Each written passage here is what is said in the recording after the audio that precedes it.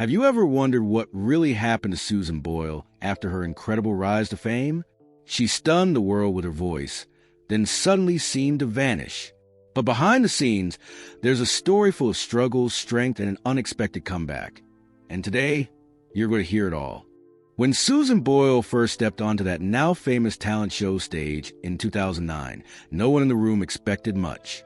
She wasn't dressed like a pop star, didn't speak like one, and certainly didn't look like the kind of person who would steal the spotlight. The audience laughed politely. The judges braced themselves for an awkward few minutes. What happened next caught the entire world off guard. With a single breath, Susan changed everything.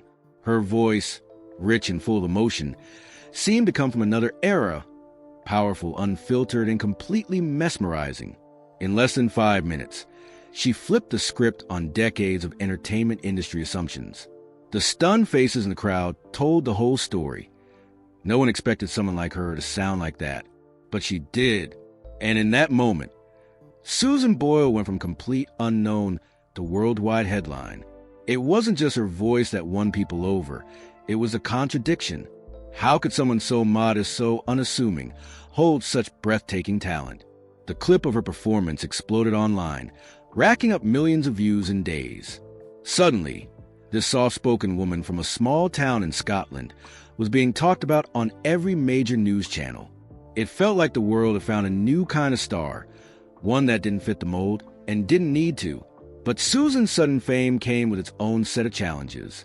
She was shy, deeply private, and not used to being in the spotlight. Reporters chased her down. Fans showed up outside her home. Overnight, she went from being completely anonymous to one of the most recognizable names in entertainment. Most people would struggle with that kind of pressure, and Susan did too. But what kept her going wasn't fame or money or headlines.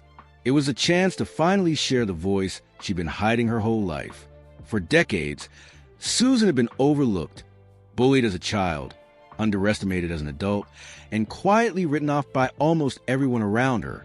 Singing had been her escape, a private passion she kept mostly to herself. When she finally got the chance to stand in front of a live audience, she wasn't just chasing a dream, she was proving a point. That talent doesn't come with a dress code. That true artistry can't be judged from the outside. And that sometimes the biggest surprises come in the most unlikely packages. What began as a talent show audition quickly turned into something much bigger, a cultural moment. Susan didn't just win over a crowd. She challenged an entire industry's expectations. And that was only the beginning.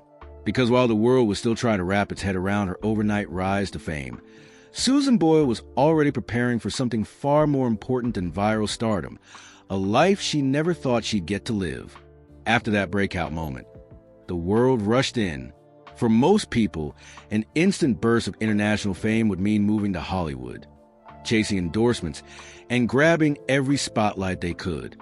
But Susan Boyle, she went home, back to the same small Scottish town she'd always known, back to her familiar life. Only now, everything around her had changed. The offers came flooding in, record deals, global interviews, red carpets. Her debut album smashed expectations, and her voice was suddenly everywhere. But Susan remained firmly planted in reality. While her face appeared on magazine covers and her name topped the charts, she still lived in the same modest house she'd grown up in. She wasn't interested in becoming a celebrity. She just wanted to sing. That quiet choice said everything.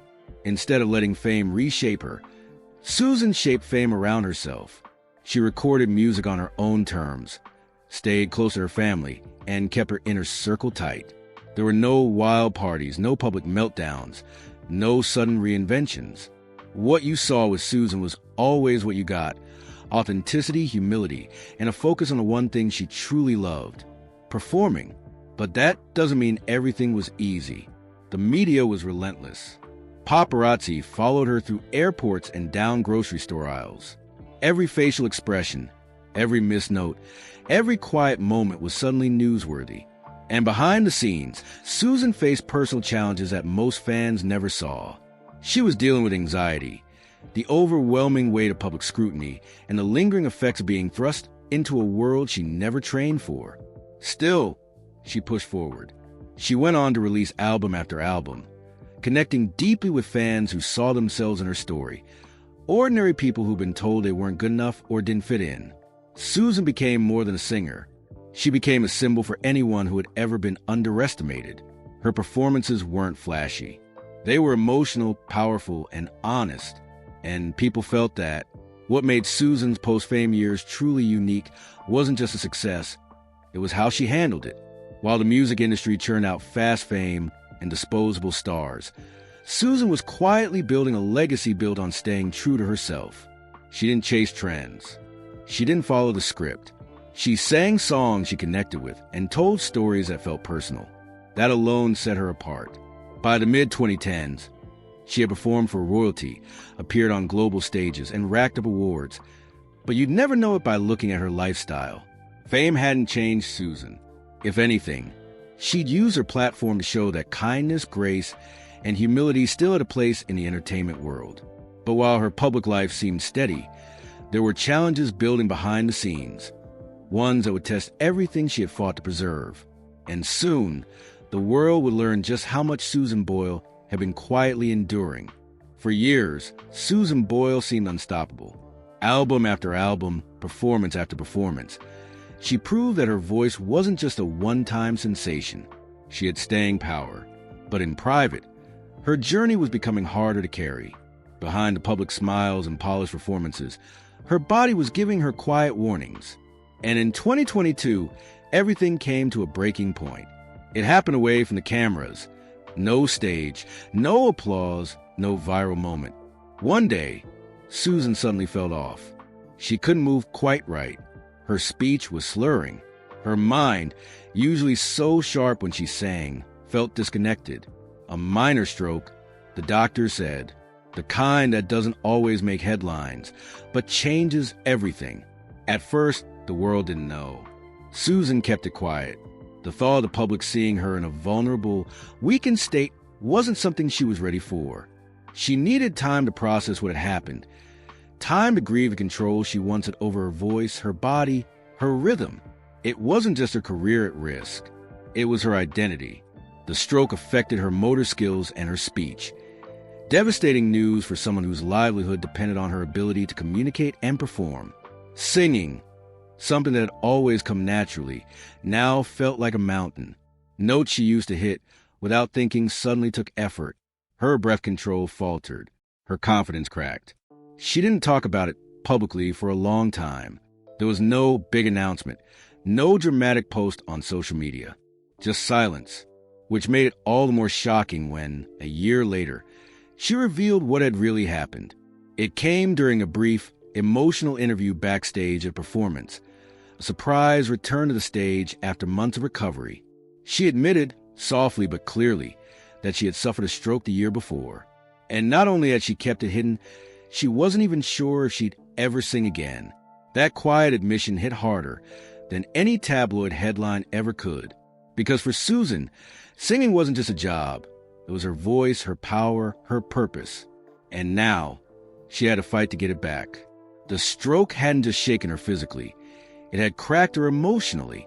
All the progress she'd made, all the confidence she'd built, felt like it was slipping away. She was starting over in her 60s, unsure if the world would still listen. But even in the uncertainty, Susan didn't give up. She began vocal exercises, therapy, long days of repetition. Her goal wasn't fame, it was recovery. She didn't care if the world forgot her. She just wanted to sing again. The same woman who once defied the odds by stepping onto a stage as an unknown was now defying them again, this time in total silence. And while her stroke may have slowed her down, it was only the beginning of the comeback that no one saw coming. When Susan Boyle quietly revealed she'd suffered a stroke, fans around the world were stunned, not just by the news, but by how long she'd kept it hidden. Most celebrities would have turned something like that into headlines, sympathy, or attention. But Susan, she did what she'd always done, face it quietly with grit and a quiet kind of strength. Her recovery didn't happen overnight. There were no dramatic montages or tearful public moments. Just day after day of frustratingly slow progress. Relearning how to control her voice, regaining coordination, practicing basic phrases out loud, then working her way back up to full songs. Every note was a challenge, every breath a victory, but she refused to let it end her story. Doctors weren't sure how much she would recover. At her age, and with the stroke's effects lingering in her muscles and memory, the odds were stacked against her. But Susan had faced worse. She'd spent decades being told she wasn't good enough, too plain, too awkward, too different. A stroke was just one more obstacle in a life full of them. So she worked, hours each week with vocal coaches, sessions with speech therapists, careful, patient retraining of the very instrument that had once carried her around the world. Some days, it didn't feel like enough. Some days, she wanted to give up, but in her heart, she knew there was still music left in her. And she wasn't done yet. Her return to the stage didn't come with fireworks. No grand tour, no media blitz. Just a single performance, one song, one audience, one night. It happened on the same show where her story had first begun. 13 years earlier, Britain's Got Talent. When she walked onto that stage, the audience erupted. They knew who she was. They remembered the moment she'd stunned the world. But this time, something was different. She wasn't just there to impress. She was there to prove to herself that she could still do it. The lights dimmed, the music started, and Susan Boyle sang. Her voice, though slightly changed, was still unmistakably hers. Rich, emotional, and powerful.